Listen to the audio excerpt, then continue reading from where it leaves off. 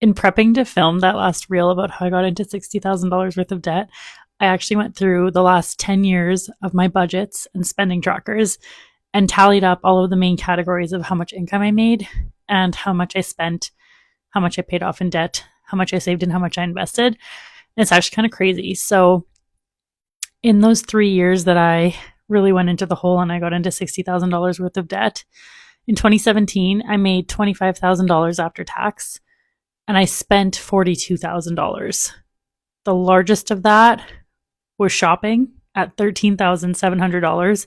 The second largest was my housing expenses, which was just under $12,300. So that year I went $18,000 into debt. In 2018, I made $37,000 of income and I spent $62,000. This is the last year of my master's program, and I don't know, we were in a dark place. It was stressful. But my largest expense by far was shopping. I spent $21,500, you guys. I actually have the breakdown of what went into that. So $11,000 was on clothing. And I said I was a shopaholic. Yeah. $2,300 was gifts. $3,000 was beauty, which is bonkers because I think I've spent like $100 this year on beauty. And $4,200 was on home stuff. So that's just crazy. And then in 2019, I made $66,400 after tax. I spent $82,000, and my shopping went up again. It was $26,500, $18,000 on clothing. I bought so many new clothes.